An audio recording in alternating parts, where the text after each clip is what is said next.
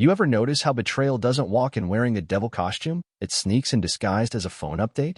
That morning, my wife's iPhone was on the kitchen counter, screen up, unlocked, quietly buzzing like a loyal dog guarding secrets it wasn't trained to keep.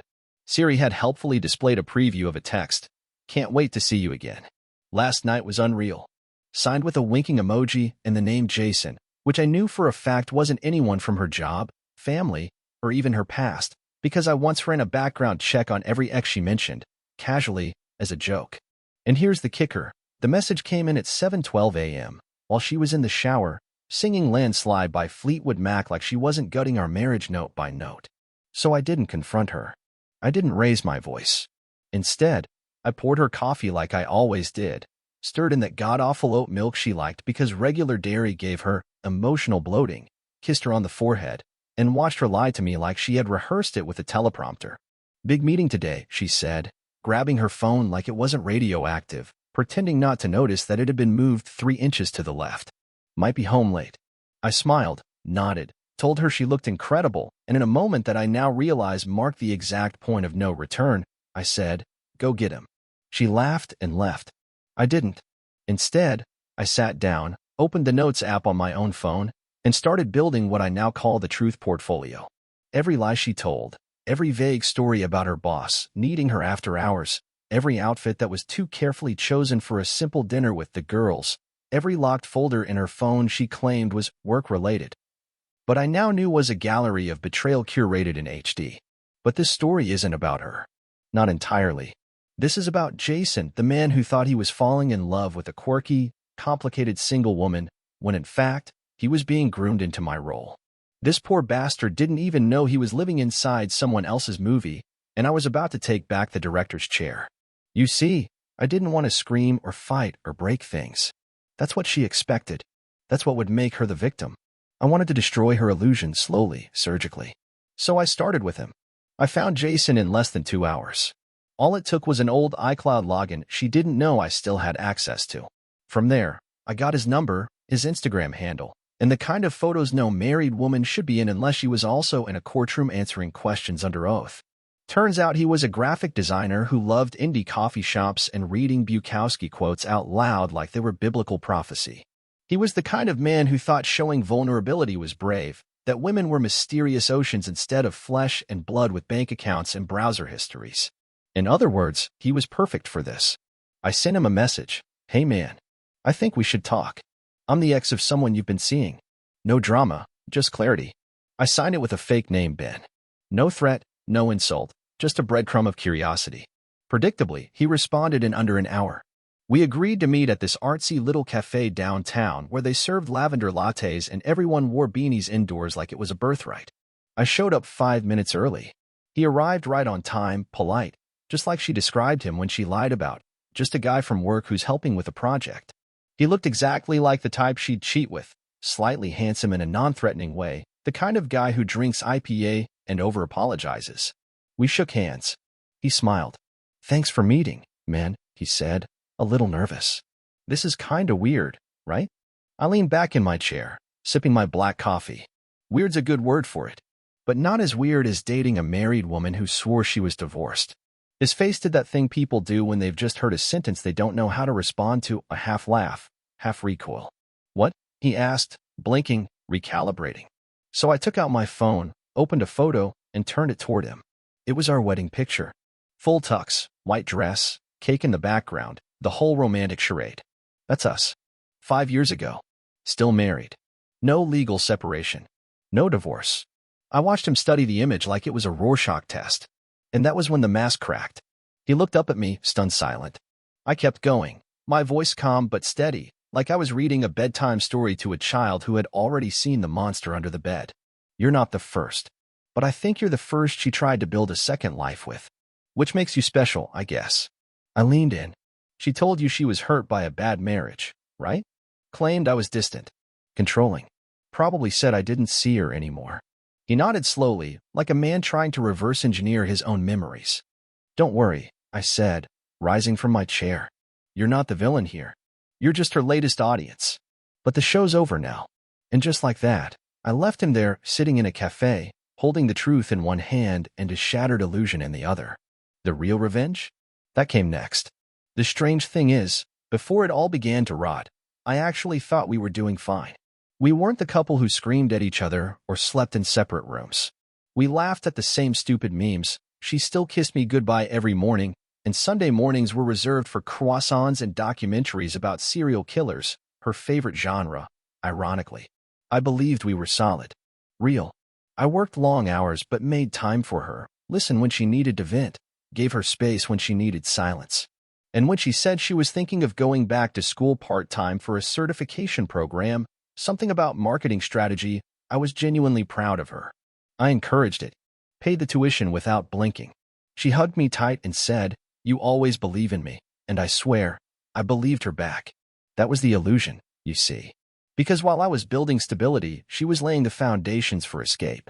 At first, it was small things. She stopped asking me to walk the dog with her. Said it helped her clear her mind, that she liked the solitude. Then she started bringing home different kinds of groceries, brands she'd never liked before. Strange snack bars, vegan ice cream, foreign tea blends that smelled like the inside of a potpourri jar. When I asked, she brushed it off, trying new things, she said. Healthier options. I nodded. What else could I do? People change. Tastes evolve. Maybe this was just part of her growing. That's what she kept saying lately, whenever something shifted between us. I'm just trying to grow, she'd whisper, like she was delivering a eulogy for who she used to be. But what she really meant was, I'm outgrowing you. Then came the gym. 3 times a week at first, which seemed normal. But it became 4, then 5. Then morning runs on weekends. She started wearing makeup to work out, perfume even. New workout clothes showed up in our closet, brands I'd never seen, tags still attached, and receipts I never found. I made a joke once, something dumb like, "You dressing up for the treadmill now," expecting a laugh. She didn't laugh. She just said, flatly, "I like feeling good about myself." I told her she always looked amazing. She replied, "That's sweet," but the way she said it made it sound like she was patting a child on the head. Like I didn't get it. Around that same time, her phone habits changed. She used to scroll in bed next to me, screen tilted toward me, no secrets. But suddenly, she started turning the screen away. Then she started using Face ID to lock everything, which she never used to bother with. Once, I reached for her phone when it rang while she was in the shower, reflex, nothing sneaky, and she flew out of the bathroom wrapped in a towel, dripping wet, grabbing it like it was a live grenade. "Don't go through my stuff," she snapped. Her voice had an edge I'd never heard before. I apologized. I made excuses for her. Maybe the stress of work, maybe hormones, maybe she was just tired. That's what you do when you're trying to preserve something. You rationalize the corrosion. And then she started talking about boundaries. Out of nowhere. Like we were roommates renegotiating rent. "I need to feel like my time is mine," she said one night over dinner, her fork paused midair. "I's not meeting mine. I don't want to feel like I owe someone my every moment." I didn't know where it came from. We never fought about that. Never argued about time or independence. But it didn't feel like a conversation. It felt like a warning. One weekend, she said she was going on a solo wellness retreat, upstate. I offered to drive her, she declined. Said she needed to go through some emotional stuff on her own. I nodded like a fool. Even packed her a little bag of snacks, wrote her a note telling her how proud I was that she was taking care of herself. When she came back, she was glowing. Euphoric. Like someone had poured sunlight directly into her bloodstream. She smelled like cologne I didn't recognize. Her mood was so good, so perfectly elevated, that I almost didn't ask why her phone's location had been turned off all weekend. When I did, she smiled and said, "You don't need to track me like a lost pet." She said it like a joke, but it landed like a bullet. There were other cracks. Her clothes, some of them started disappearing. She said she donated them. I found one of her donated dresses crumpled in the trunk of her car, along with a hotel keycard and a Starbucks cup with Jason scribbled on the side. She claimed it was a coworker's. She always had a story, always one step ahead. And I always nodded, because I wanted to believe. Because if I didn't believe her, I had to admit I was losing her. And if I admitted that, then everything I'd invested, my time, my faith, my future, meant nothing. She still smiled at me. Still called me babe. Still asked me to kill spiders in open jars. But her smile no longer crinkled the corners of her eyes. Her kisses were quick, obligatory. Her hugs felt like goodbyes disguised as routine. She was slipping through my fingers, and all I could do was tighten my grip on the lie that this was still our life, that this was just a phase, that she wasn't already gone. It was a Tuesday, a gray, flavorless Tuesday where nothing should have mattered and everything did. She told me she had a late work dinner with a potential client, some startup guy from the West Coast. Big investor, she said. This could open real doors for me. I told her to go knock them down. Kissed her on the cheek. Told her I'd keep dinner warm just in case. She wore her navy blue dress, the one she used to save for anniversaries. Paired it with new heels, still bearing that unmistakable stiffness of something not yet broken in. I watched her leave with the kind of grace that makes other men jealous. And then I stood there, still, letting the door close itself behind her like a tomb sealing shut. I wasn't suspicious that night. I was already beyond that. Suspicion was what I'd felt the first time she lied about where she'd been. This was something else, an animal instinct. The moment the woods goes silent, and you just know the predator is near. So I opened the drawer beneath the coffee table and pulled out the second phone. She didn't know I had it. It was synced to the same iCloud account her laptop had been logged into 6 months ago. She'd forgotten. Or maybe she thought I was too stupid to notice her logging out. But I did. I saw it. And I prepared. That night, I opened the tracking app, not to snoop, but to confirm. She hadn't turned off her location this time. Maybe she got lazy. Maybe she thought I had finally stopped caring. It said she was at a bar downtown, not the upscale steakhouse where she claimed she'd be. Not a business dinner. Not the kind of place where deals were made. I checked the bar's website. Taco Tuesday. Happy hour. Trivia night. Not exactly the scene for closing multi-million-dollar campaigns. I stared at the blinking blue dot and made a decision. I didn't follow her. I didn't call. I didn't even text. I watched. For hours. At some point, she turned off her location, but the damage was already done. I knew the name of the bar. I knew the time she arrived. I knew exactly what she was doing, even if I never saw it. And then, just after midnight, when she got home with that same perfume masking sweat and guilt, I was already in bed, eyes closed, breath steady. She slipped under the covers, whispered a slurred, "I love you," and passed out within minutes. But I didn't sleep. Not a second. Because I was already gone. The next morning, I told her I'd be working from home. She barely nodded, sipping her coffee like it was just another Wednesday. She didn't know I'd already taken the day off. Didn't know I'd spent the night planning the next 30 days down to the minute. I waited until she left, casual kiss, fake smile, a lie in human form. Then I opened her laptop, which she always left behind. Her passwords had changed. All of them. But I had backup keys, buried deep. And I wasn't just suspicious anymore. I was surgical. I got in. Not through emails. Through calendar entries. Hidden ones. She created a private sub-calendar, color-coded, marked only with initials. Jam, repeated across several weeks. Meetings. Dinners. Overnight trips. One entry stood out. Jason, surprise weekend. Cabin. Dated 2 months ago. The same weekend she told me her aunt was sick and needed her help. There were photos. Cloud synced. She'd forgotten to delete the trash folder. There they were, her in flannel, next to a man I'd never seen but now knew better than my own reflection. He had his arms around her. She was laughing. Not smiling, laughing. Eyes lit up in a way I hadn't seen in years. She looked happy. And in that moment, I didn't feel anger. I felt something colder. The kind of silence that only comes after a detonation. Everything was gone. The marriage. The trust. The version of her I used to love. All of it lay in ruins beneath that single photograph. I closed the laptop. Sat in the silence. Let the weight settle on me like snowfall. No rage. No shouting. Just a shift, like steel locking into place inside me. She had broken something far deeper than vows.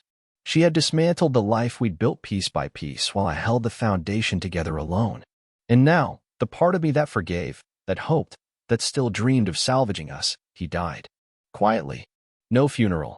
Just cold calculation. I wasn't going to scream. I wasn't going to beg. I was going to end this my way. With precision. With control. I would take her world apart the same way she dismantled mine, one detail at a time. This wasn't a marriage anymore. It was a battlefield. And she never even saw me load the first weapon. She had no idea she was already under surveillance. That every smile, every lie, every routine excuse had started to live inside a map I was quietly building, pin by pin, connection by connection. The game had changed, and I wasn't playing husband anymore. I was the quiet god of her unraveling. The first move was simple. I waited for one of her girls' nights. The usual Thursday evening she reserved for what I now knew was anything but sisterhood and cocktails. She claimed they'd be at a tapas bar downtown. I kissed her on the cheek and asked her to bring me back some of those chuo things she liked. She laughed and promised she would. 15 minutes after she left, I called the bar. Not to ask if she was there. No, too obvious. I asked to speak to the manager about a reservation. Gave her name. Sorry, sir, we don't have anyone by that name on tonight's list. That was enough. I didn't go there. Didn't need to. Because I had already checked her Google history that morning while she was in the shower. She'd looked up directions to a boutique hotel on the east side. Not a chain. Not somewhere you'd accidentally drive by. That was no coincidence. So while she laughed over imaginary mojitos, I dug deeper. Next move, finances. We had joint accounts, but like many couples, we had personal ones too. No questions asked, money, which she used mostly for spa treatments and overpriced candles. Or so I thought. I logged into the joint card, filtered transactions by zip code, and started looking for patterns. Found recurring charges at a coffee shop that wasn't on her usual commute. Same place. Every Thursday. Mid-afternoon. I went there that weekend. Sat for 2 hours, watching. Nothing remarkable. Until I asked the barista if they had a loyalty program, pretending to be her husband planning a surprise. Showed a photo. He smiled and said, yeah, she comes in with this guy, skinny dude with tattoos and glasses. Real artsy couple. Couple. That word hit like ice water down my spine. I smiled back. Thanked him. Walked out and sat in the car for 20 minutes staring at the dashboard, breathing in a silence so heavy it felt like gravity had doubled. I didn't just want to know if she was cheating, I wanted to know how. Who knew? Who helped? Who lied for her? So I reached out to her best friend, Ava, under a fake Instagram account. Not to flirt, too risky. Instead, I posted vague spiritual quotes and followed her. Within 2 days, she followed back. I messaged something non-committal.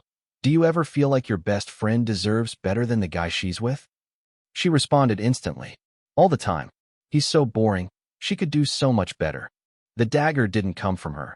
It came from the fact that this so-called friend was already comfortable spitting on me to a stranger. I asked if she ever told her friend that. Ava replied, not directly, but she knows. They're just not a good match. She's finally starting to live. Starting to live. That's how they saw betrayal.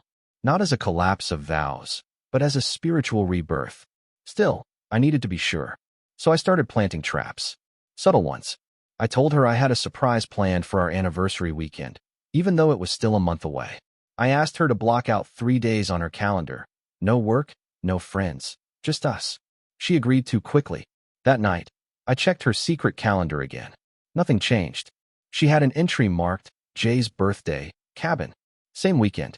I waited 2 days, then casually asked her if she still had her hiking boots. She froze for half a second, just long enough for me to notice, then smiled and said, yeah, they're in the garage. What?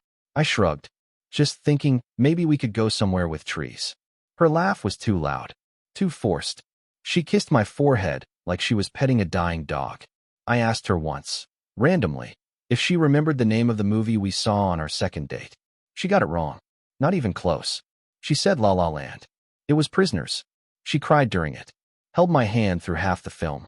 But now her head was full of someone else's memories, someone else's rhythm. So I let her keep dancing to it, oblivious. Meanwhile, I made copies of everything. Screenshots, calendar exports, chat logs. I took photos of her receipts, backed up her old emails from an archive she forgot existed, and found confirmation emails for albums booked in names I didn't recognize. She was so deep into the illusion that she never noticed I had started sleeping less, eating less, not from sadness, but from calculation. My body was shutting down anything that didn't serve the mission. And the mission was no longer about catching her. It was about building the stage on which I would burn her lies to ash. Each day she kissed me goodbye. She thought she was winning.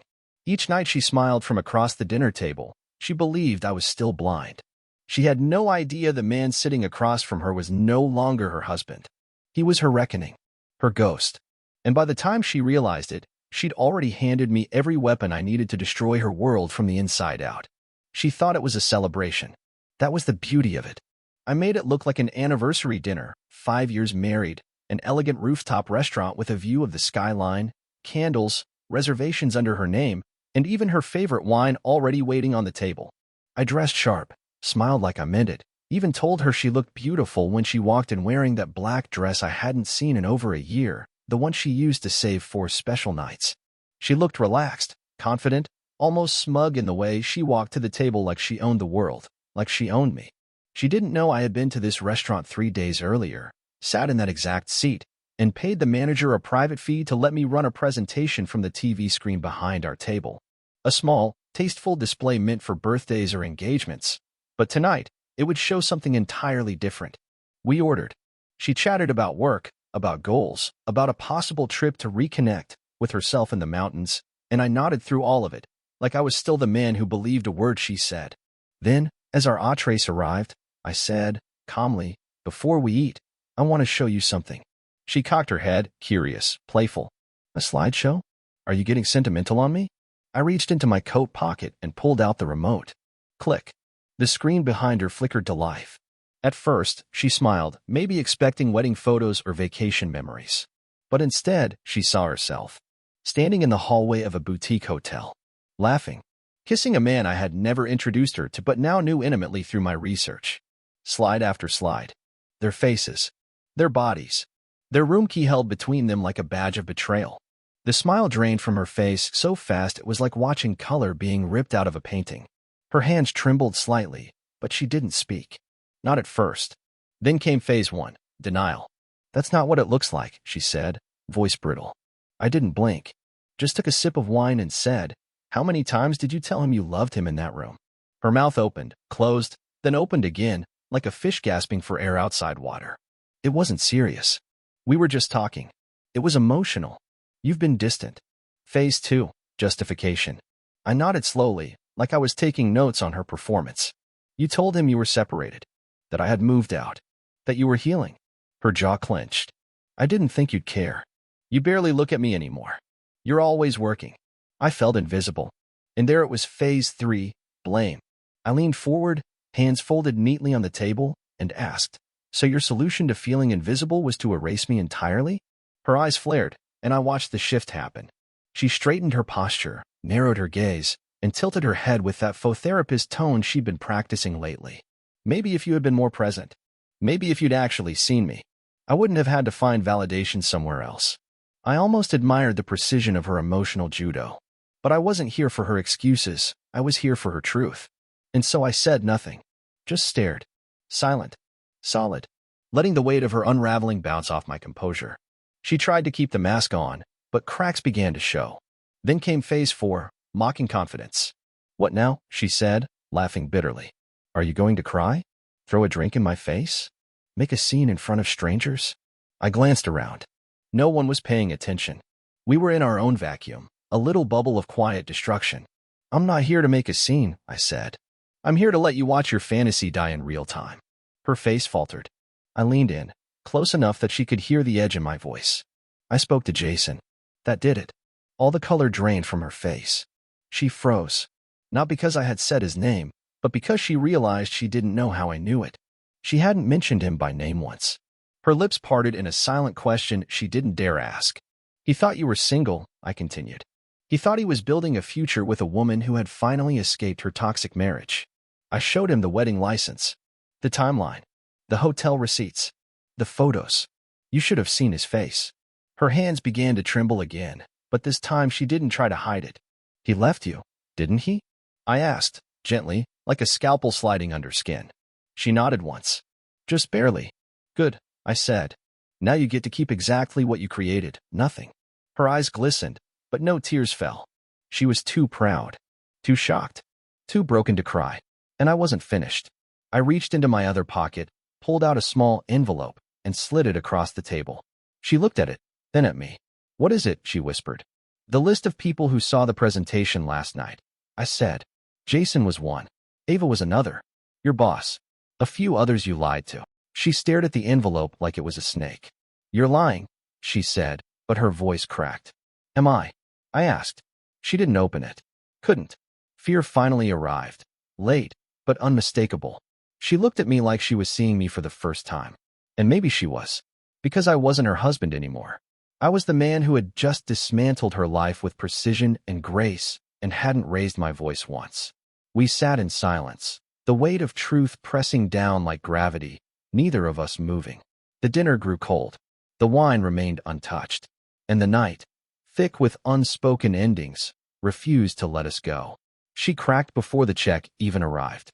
The silence between us was too much for her to bear, like a mirror reflecting her own rot. So she snapped, first with a laugh, brittle and high-pitched, then with a stare that could have curdled milk. "So what now?" she hissed, leaning forward. "You think you're better than me? That because you caught me, you're suddenly some kind of moral saint?" I didn't answer. I didn't move. I just let her burn herself out like a dying flame in an oxygen-starved room. "You smothered me," she spat, louder now, eyes wide and wild. "You never let me breathe. Every day, I woke up feeling trapped with you and your routines and your dead-eyed dinners and your pathetic neediness." Still, I said nothing. Not a blink. That made her angrier. "You don't even feel anything, do you? You're not even a man. That's why this happened. Real men make their women feel something. You just sit there like a corpse in a suit." I met her gaze finally, just briefly, and said, "That's rich, coming from someone who can't finish a sentence without lying." She flinched like I'd slapped her, because in a way, I had. She clawed for ground. "It wasn't supposed to go this far. Jason, he was just someone who listened. You never listened. You just waited for your turn to talk." I raised an eyebrow. "Did Jason listen when you told him we were divorced? Or when you said I abused you emotionally? Was that part of the conversation too?" Her mouth twitched, but she didn't answer. "You're twisting everything," she growled, voice wobbling now. "I made mistakes, but so did you. You made me feel invisible." I leaned in just slightly. "You didn't want to be seen. You wanted to be worshipped. There's a difference." She blinked rapidly, the beginnings of panic flickering behind her fury. "I gave you everything," she hissed. "I wasted my best years on you." I tilted my head. "No, you spent those years building a facade and blaming me every time the cracks started to show." She banged her hand on the table, silverware clattering. "You're not perfect," she yelled, eyes now glistening with fury and desperation.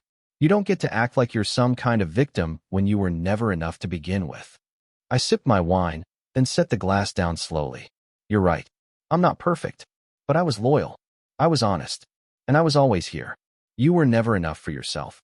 So how could you ever be enough for anyone else?" That one landed deep. She recoiled like the words had claws. "You think you're above this?" she whispered, voice shaking. "You think walking away makes you powerful?" I stared at her, utterly calm. "No, but not caring anymore. That does." Her eyes darted. Her mouth opened, but nothing came out. "Say something," she demanded, nearly pleading now. "Scream at me.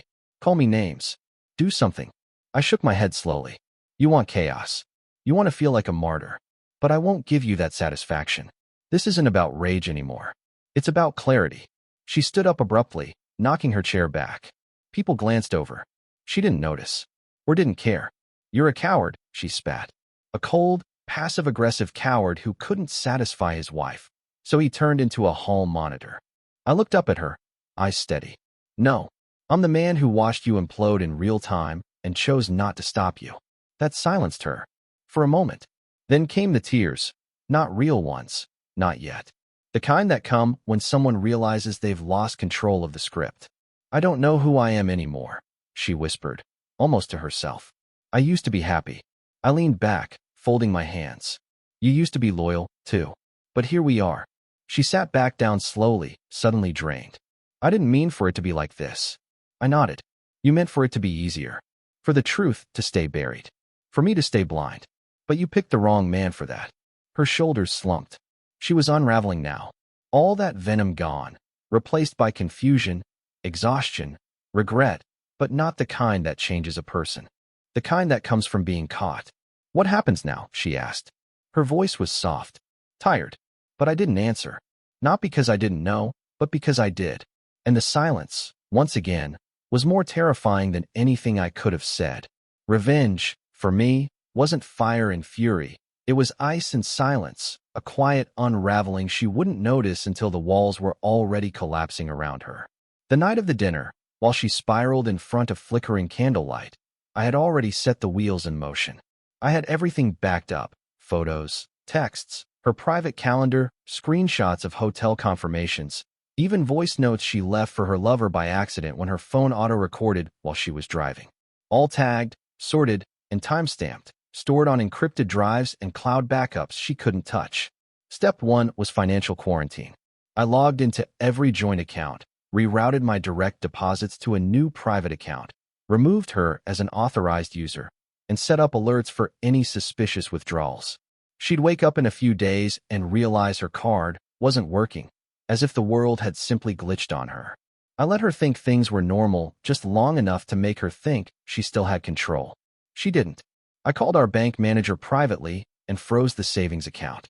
I had the mortgage refinanced quietly under my name alone weeks ago. She hadn't noticed the change in the documents I left on the kitchen counter by mistake. She signed everything without reading, too used to me handling the details. So now the house was legally mine. That would sting later. Next came the car. Technically, both our names were on the title, but I paid for it. I had a GPS tracker installed last month, not to follow her, but to create a paper trail. I sent the final payment, removed her from the insurance, and arranged for it to be towed from her workplace during one of her self-care lunches. It would be gone before she even finished her overpriced smoothie. Her new boyfriend wouldn't be picking her up after that. He'd blocked her days ago after I showed him the truth. She wouldn't be walking away into his arms. She'd be walking alone. Then came the social strike. I composed a single, calm message. No bitterness. Just facts. I sent it to her parents, her brother, her two closest friends, and her boss. It was a brief, bullet-point summary of the affair, complete with visual proof, timelines, and a polite line at the end. I thought you should know who you've been supporting. Her mother replied with one sentence. I am so sorry. Her boss didn't reply at all, but I knew he would react. HR departments don't like scandals involving key employees and clients in the same frame. Especially not when one of the photos shows her wearing a company badge, laughing in bed with a man who wasn't her husband. I didn't smear her. I just held up a mirror. She broke it herself. Legal prep was the final layer. Quietly, methodically, I filed for divorce under the grounds of adultery. In our state, that still matters. I submitted copies of her calendar and messages to support the claim.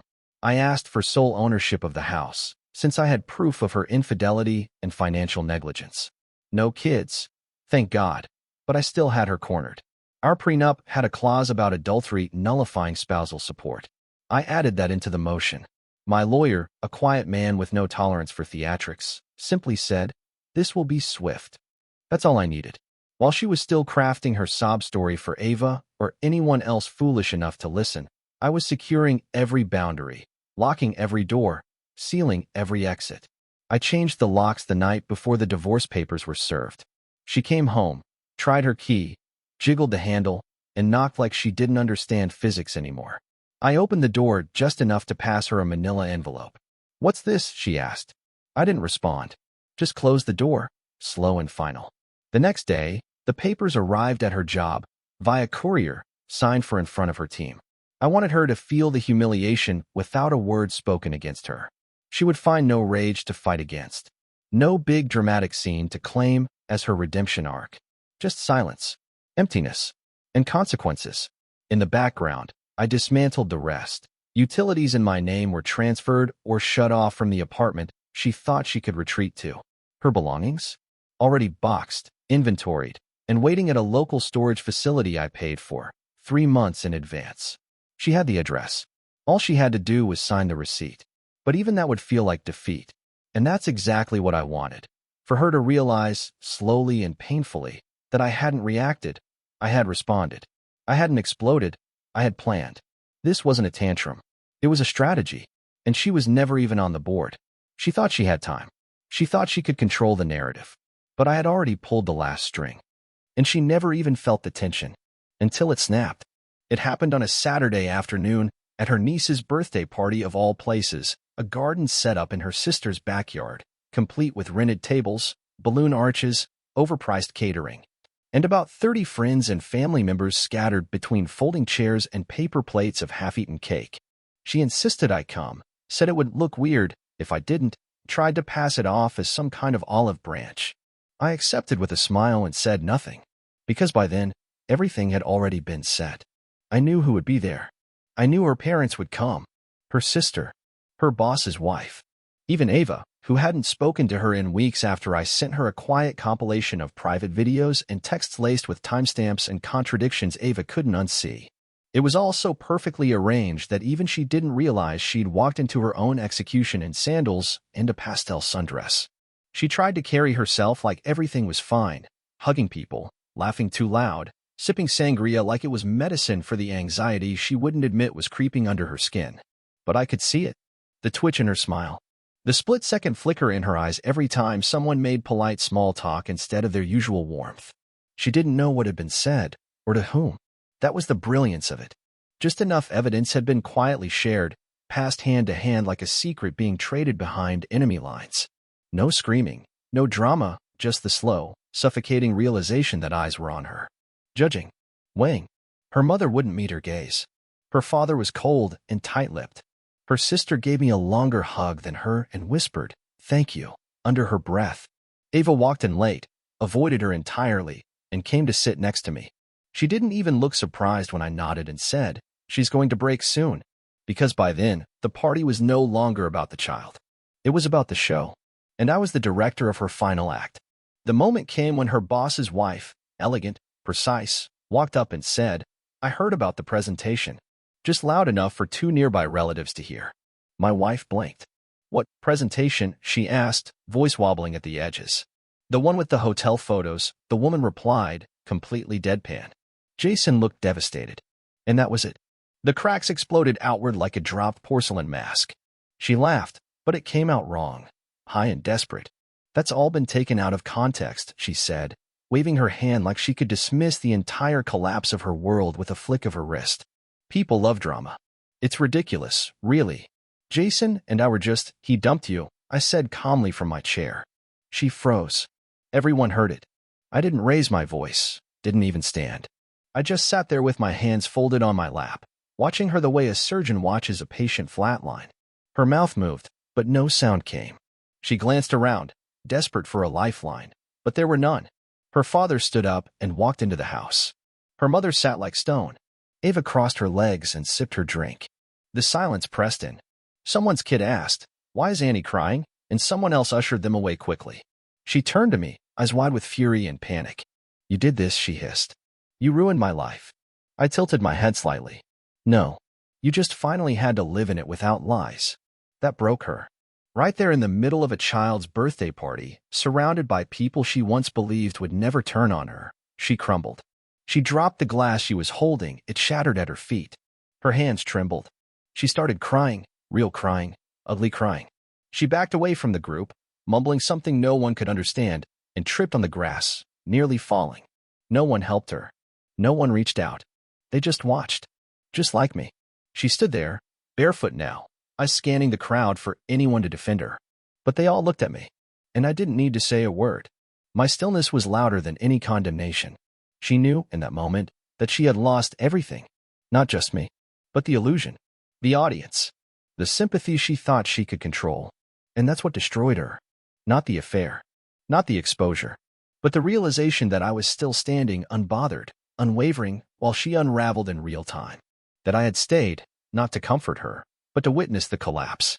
To make sure she understood that the man she once underestimated had just orchestrated the most dignified execution of a reputation she thought was bulletproof. And I didn't even need to raise my voice. It was supposed to be a reconciliation dinner. That's what she called it, a chance to talk, as if 5 years of betrayal could be ironed out between wine glasses and awkward small talk. But she picked the wrong venue. Her sister's home, full of mutual friends, her parents, and a handful of coworkers who had all been carefully fed her version of events, how I was cold, distant, absent. I walked in late, dressed sharp, deliberate, and the silence that followed said it all. She smiled when she saw me, but it was brittle, the kind of smile people wear when they're trying not to vomit. "You came," she said softly, as if this were a date. "Of course," I replied. "Wouldn't miss the encore." That was the first crack. Her sister tried to mediate, pulling her aside, whispering something I didn't care to hear. I walked straight through the living room, every eye following me, some confused, some already aware of the quiet storm I'd been orchestrating for weeks. I turned to face her in the center of the room and said, loud enough for everyone to hear. Did you ever tell your parents how you were planning to move in with Jason before the divorce was even filed? The gasp from her mother came like a slap to the room. Her father stood stiff, arms crossed, jaw clenched. She stepped forward, color draining, voice shrill. That's a lie. You're twisting everything. He was just a friend. A friend who booked a romantic cabin getaway with you while you were still sleeping in my bed? I shot back. Or was that part of the emotional support package you offer? Whispers broke out around us. One of her coworkers pulled out their phone and started recording. Stop it, she said through gritted teeth. You're humiliating me. I laughed. You did that yourself. I'm just giving everyone the full picture. Would you like me to pass around the screenshots? You're a narcissist, she screamed, voice cracking now. You always needed to be in control. This is what you do. You manipulate people into thinking you're the victim. I didn't manipulate Jason, I said. I just showed him the truth. You did the rest. You're disgusting, she spat. You couldn't satisfy me for years. I had to beg for your attention, for affection. You think loyalty makes you a man? You were dead inside and you dragged me down with you. Then why didn't you leave? I roared. The room fell deathly quiet. Why didn't you pack your things, say it to my face, and leave? Because you didn't want freedom. You wanted options. You wanted to stay in the comfort of my loyalty while you played house with a side dish in hotel rooms you thought I'd never trace. Her mother started crying. Her sister stared at the floor. One of her friends actually walked out. You're lying, she said again, quieter now, trying to hold the thread of her narrative. You hacked my phone. You invaded my privacy. You're a controlling freak who's obsessed with appearances. And you're a fraud who's been gaslighting everyone in this room for years. I snapped. You told Ava I was abusive. You told your coworkers I was absent. You told Jason you were divorced. But the only thing you ever committed to was lying. She lunged forward like she wanted to slap me, but her father grabbed her wrist mid-motion. Enough, he said, voice shaking. I raised you better than this. She stared at him, stunned, like the ground had opened beneath her. Dad, no, he cut her off. He showed me everything. I didn't want to believe it. But you didn't just cheat on your husband. You made a fool of all of us. She backed up like she'd been shot. You're taking his side, she whispered. After everything? There are no sides, I said. There's just truth. And you've been dodging it so long, you don't recognize it anymore. Her voice rose into a scream. I hated living with you. Every day felt like suffocating under a blanket of your indifference. I needed to feel alive again. Then why did you come crawling back after Jason left? I asked, quietly. Why did you suddenly want to talk? Because he dumped you the moment I exposed you. And now you're here, desperate to rewrite the ending. The room was still. Someone sobbed softly. A chair creaked. She looked around and saw it. No one was on her side. No one reached out. No one defended her.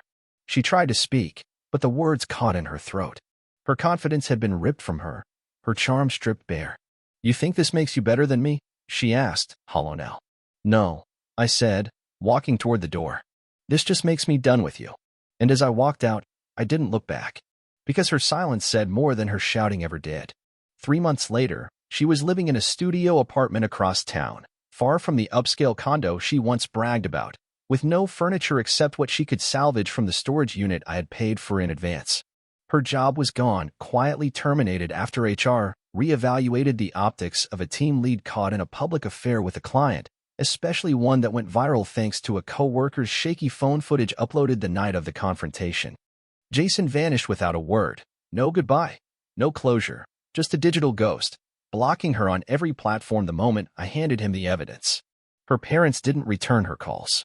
Her sister deleted every photo of them together. Ava, once her ride or die, now called me just to vent about how blind she'd been. Even her fitness trainer unfollowed her, not that she could afford sessions anymore. Word spread fast, subtle at first, just stares in grocery store aisles, muted whispers behind coffee cups, a neighbor crossing the street with their child mid-wave, but it built into something thick and inescapable. Shame didn't shout, it lingered. She tried rebranding herself online, new profile, new quotes about healing and rebirth, but no one cared. No one followed. She was radioactive. And then, one rainy Tuesday, she knocked on my door. I knew it was her before I even looked through the peephole.